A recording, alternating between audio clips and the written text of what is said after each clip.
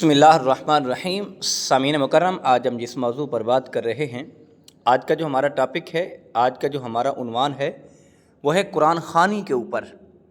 हम घर में कुरान ख़ानी करवाते हैं या किसी की कुलख़ानी करवाते हैं, उस पर कुरान ख़ानी होती है।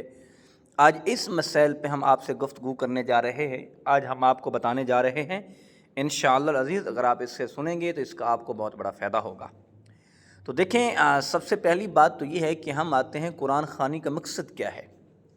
हम कुरान ख़ानी करते हैं, इसलिए करते हैं कि कुरान पाक घर में पढ़ा जाएगा तो कुरान की बरकत होगी। कुरान की बरकत से अल्लाह ताला जो है हमारी मुश्किलात जो हैं, हमारी परेशानियां जो हैं, हमारी तकलीफ़ें जो हैं, इस कुरान की बरकत से और कुरान की अल्लाह ताला की कलाम से हमारी वो तकलीफ़ें परेशानियां दूर हो जाएंगी। अल्लाह ताला हमारे घर में बरकत पैदा फरमा देगा, बरकत अता कर देगा। तो यकीनन इसमें याद रखें कि जब हम कुरान पाक की तिलावत करते हैं, कम से कम हम जितनी तिलावत करें, वो चाहे एक सिपारा तिलावत करें या चंद आयात तिलावत करें, या हम घर में कुरान ख़ानी करते हैं, पूरा ख़त्म कुरान पाक करते हैं, तो हम इतना कम ज़रूर करें कि कुरान पाक जो पढ़ा जाता है इस अंदाज से पढ़ें, इस लहजे से पढ़ें और इस स्पीड में, इस यानी रवानगी के साथ पढ़ें कि लफ्ज़ की अदायगी जो है वो सही होनी चाहिए, लफ्ज़ सही अदा होने चाहिए। अब देखें, हमारे माशरे में कुलख़ानी की जाती है, कुरान ख़ानी की जाती है। अब कुलख़ानी के ऊपर लंगर तकसीम किया जाता है, लंगर बनाया जाता है, देगें पकाई जाती हैं, कट्टे का ज़िबा किए जाते हैं, जानवर ज़िबा किए जाते हैं, ये सारी चीज़ें हैं। लेकिन इसमें हम इसलिए करते हैं कि हमारा जो मरने वाला है, वालिद है, वालदा है, रिश्तेदार है, अज़ीज़ है, बहन है, भाई है, छोटा है, बड़ा है, यानी उसके लिए एक बख्शिश का ज़रिया, उसके लिए एक हम सदका यानी सवाब भेजते हैं। तो यकीनन उसमें चंद बातें ऐसी हैं कि जो हमारे मुसलमान लोग नहीं जानते, हमारे भाई नहीं जानते माशरे में।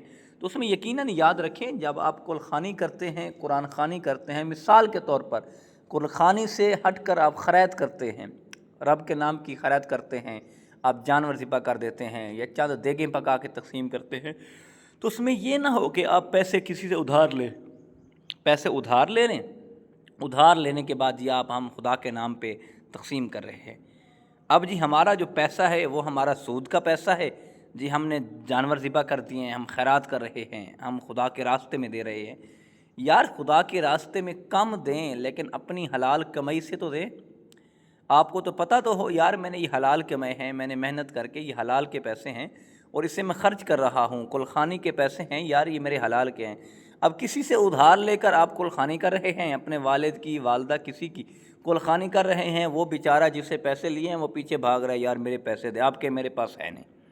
ऐसी कुलख़ानी करने का कोई फ़ायदा नहीं है, ऐसी खैरात करने का कोई फ़ायदा नहीं है कि आप खैरात कर दें, खुदा के नाम की कुलख़ानी कर दें अपने वालिद की और पैसा उधार ले लें और लेने वाला पीछे भाग रहा है, आप आगे भाग रहे हैं जी हमारे पास पैसे नहीं हैं, हमारे हालात ठीक नहीं है, ये है वो है, ये सारे जो मसाइल हैं। तो उससे बेहतर पहले आपको सोचना चाहिए था कि आप उतना कदम उठाते कि जो आपकी साहिब हैसियत है, ये नहीं है कि आप ज़रूरी नहीं है कि आप 10 देगें पकाएँ, आप जानवर ज़िबा करें।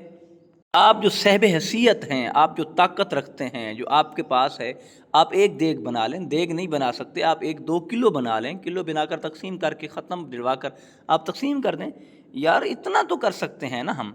लेकिन हम बड़े परेशान होते हैं जी, फ़लाँ ने अपने वालिद की कुलख़ानी की तो बड़ी, अगर मैंने ना की तो लोग क्या कहेंगे।